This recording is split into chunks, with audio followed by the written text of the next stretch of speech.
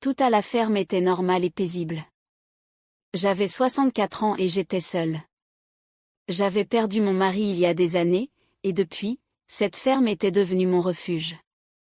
Les jours se succédaient comme toujours, les matins étaient consacrés au travail dans les champs, et les soirées étaient calmes et paisibles, jusqu'à ce que mon neveu de 18 ans, Liam, vienne passer 3 jours avec moi avant de partir à l'université. Liam était le genre d'enfant que tout le monde remarquait, beau, charismatique et star de l'équipe sportive de son lycée.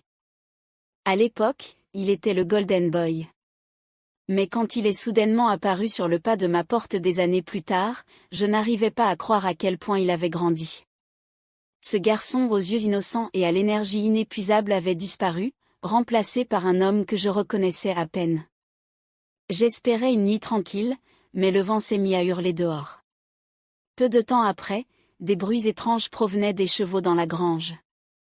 On aurait dit qu'une tempête se préparait, une tempête qui allait engloutir toute la nuit. J'ai essayé de fermer les yeux et de me rendormir, mais je n'y parvenais pas. Le malaise dans l'air s'est glissé sur moi comme une ombre, me rendant agitée. Quelques minutes plus tard, les chevaux sont devenus plus bruyants, leurs mouvements frénétiques résonnaient dans la nuit. Je me suis levée et me suis dirigée vers la fenêtre, enfilant ma chemise de nuit sans même prendre la peine de mettre un manteau. La tempête avait déjà commencé, et je savais que je devais aller à la grange pour calmer les chevaux. Quelques pas plus tard, j'étais là. Les chevaux, effrayés, faisaient des sauts nerveux dans leur stall. Je me suis approchée lentement, essayant de les apaiser avec de doux murmures. C'est alors que j'ai entendu la voix de Liam derrière moi. « Tante Evelyne, es-tu là » a-t-il appelé. Je me suis retournée, et mes yeux se sont fixés sur lui. Il était grand, large d'épaules, son t-shirt collant à sa silhouette. Son visage s'illuminait à la fois d'inquiétude et d'une lueur de quelque chose que je ne pouvais pas tout à fait identifier.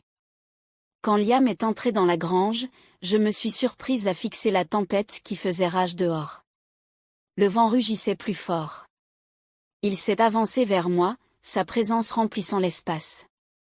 Ma chemise de nuit, fine et flottante, captait le faible clair de lune, traçant doucement ma silhouette. J'ai remarqué la façon dont il se balançait avec mes mouvements, mais avant que je puisse réagir, j'ai vu ses yeux s'attarder sur moi. « Waouh » a-t-il murmuré, sa voix tremblant légèrement, mais remplie de quelque chose d'unique. Mon cœur a raté un battement. Son regard ne se contentait pas de me regarder, il m'emportait, remarquant chaque détail, chaque ombre et chaque lueur. Pendant un instant, je ne savais pas quoi faire. Une étrange chaleur m'a parcouru, une sensation enivrante qui a fait picoter ma peau. Tout semblait différent, comme si l'air lui-même avait changé. Les yeux de Liam ont maintenu les miens inébranlables, puis il a parlé à nouveau. « Tante Evelyne » a-t-il commencé, sa voix portant un poids que je ne pouvais pas déchiffrer. « Tu m'étonnes. Même après toutes ces années, tes yeux, leur profondeur, je ne les ai jamais oubliés. » Ces mots m'ont transpercé, me laissant sans souffle. La façon dont il me regardait, l'intensité de son regard augmentait à chaque seconde qui passait, resserrant quelque chose en moi. Je ne comprenais pas complètement ce qui se passait, mais c'était clair maintenant, quelque chose entre nous avait changé, et il n'y avait pas de retour en arrière. Ma peau picotait, chaque nerf vivant, comme si la tempête extérieure avait trouvé son chemin en moi. Alors qu'il s'approchait de moi pour calmer le cheval, j'ai soudainement réalisé que, lorsqu'il a fait un autre pas, il a placé sa main sur ma taille et m'a tiré vers lui. Mon corps s'est immédiatement déplacé vers lui, une fusion a commencé à envahir mon esprit. Je me suis demandé si c'était juste d'être si proche, si personnel, mais quelque chose me poussait, comme une envie que je ne pouvais pas arrêter. Liam m'a serré si fort dans ses bras que mon corps a immédiatement ressenti sa chaleur. Puis, avant que je ne sache ce qui se passait, ses lèvres ont rencontré les miennes. Un léger contact au début, qui s'est lentement transformé en un baiser. Une étincelle a commencé à brûler en moi, chaque baiser semblait enflammer mon âme.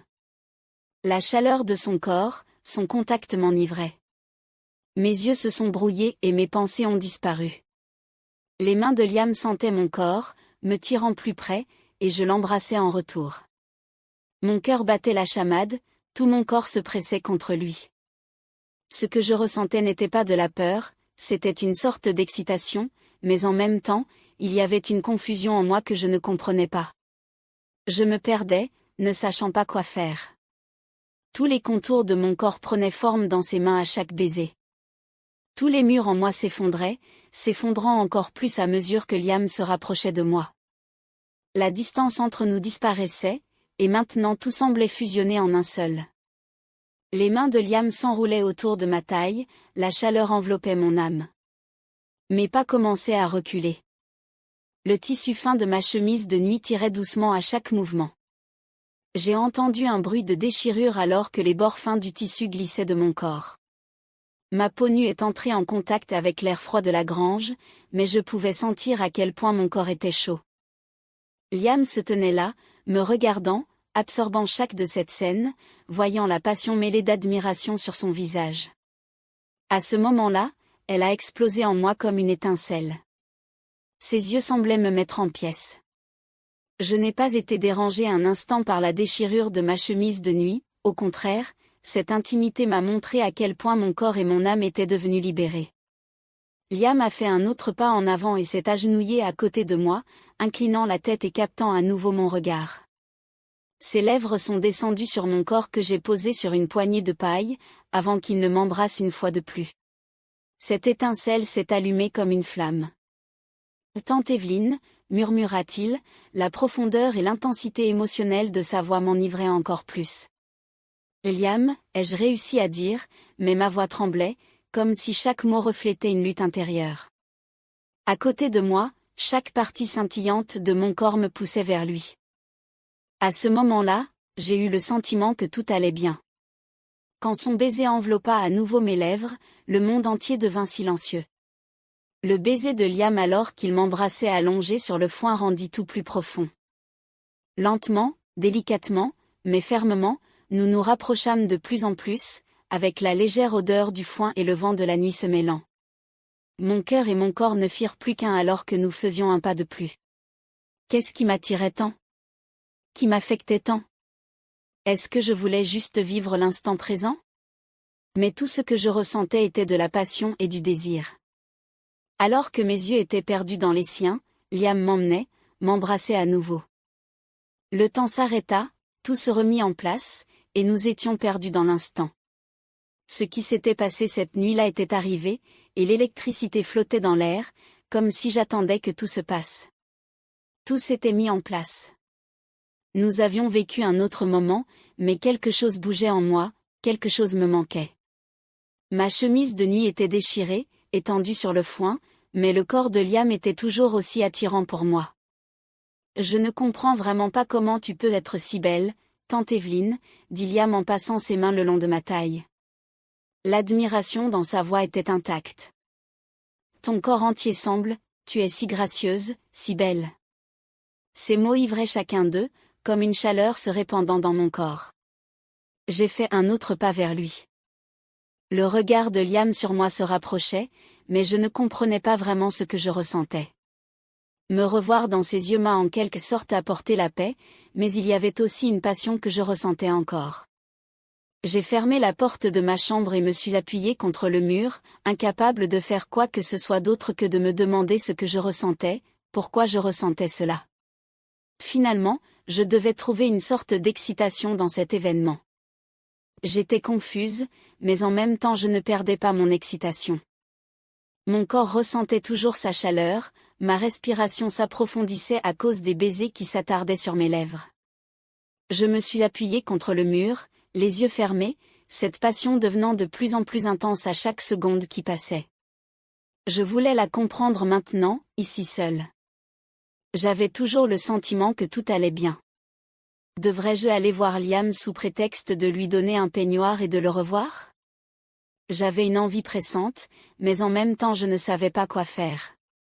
D'un côté, je voulais revivre quelque chose avec lui, ressentir chaque instant, mais d'un autre côté, ses pensées me terrifiaient.